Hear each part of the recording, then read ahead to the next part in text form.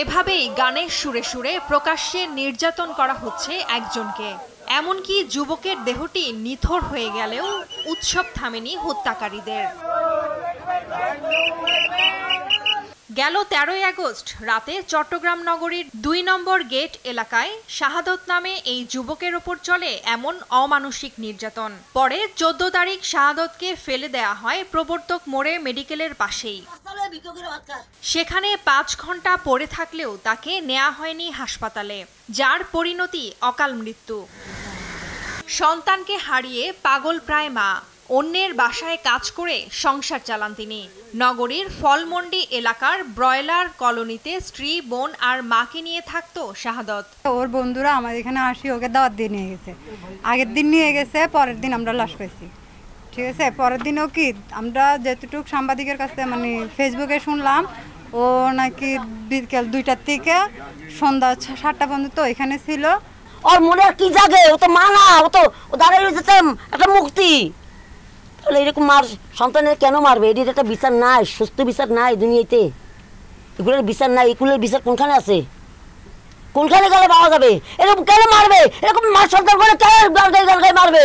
এটি বিচার চাই সরকারের কাছে। কি কারণে সেদিন তার উপর এমন বর্বরতা চলে তা এখনো জানে না কেউ। এ ঘটনায় ক্ষুব্ধ এলাকাবাসী। নিয়ে ওখানে তাদের বন্ধুদের সাথে কি হয়েছে আমরা জানি না। বন্ধুরা তাকে ওখানে মারধর করতেছে। ছাত্ররা বলছে কি কি কি বলতেছে, যখন বলতেছে মোবাইল চোর। তোরা তার বন্ধুরা মারি তার হাতে এর হাতে উঠে দিয়েছে, ছাত্রদের হাতে উঠে ফেলাইছে। ডর আমরা ধরতেছি না, আমরা একটা মানুষ মনে করে আপনারা ধরেন নাই না, এটা কারা ফেলাইছে এটা আমরা বলতে পারছি। প্রাইভেট কার থেকে ফেলে দিয়ে গেছে এবং গেনে 2টা বাজে মারা গেছে। একটা পোলা ভাইনা বলছে, ছাত্ররা বলছে যে এক গ্লাস পানি আর একটা খাইছে, ড্যানিশ খাইছে। জড়িতদের খুঁজে বের করার কাজ চলছে বলে জানান পুলিশ কর্মকর্তা। ইতিমধ্যে যে ভিডিওটি ভাইরাল হয়েছে, আমরা সেটা নিয়ে কাজ করতে গিয়ে দেখতে পাই যে এই বডিটি, এই শাহাদত হোসেন আসলে ওই ভিকটিম যাকে গান গিয়ে পেটানো হচ্ছে, এবং এটি শনাক্ত করেছেন ভিকটিমের স্ত্রী শারমিন। এটা নিয়ে আমরা ইতিমধ্যেই পর্যালোচনা করছি, বিশ্লেষণ করছি।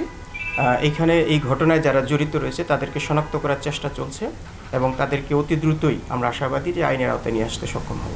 আইন নিজের হাতে তুলে নিয়ে এসব হত্যাকাণ্ডে জড়িতদের দৃষ্টান্তমূলক বিচারের দাবি এলাকাবাসীর। তা না হলে সমাজে এর বিরূপ প্রভাব পড়বে বলছেন সচেতন মহল।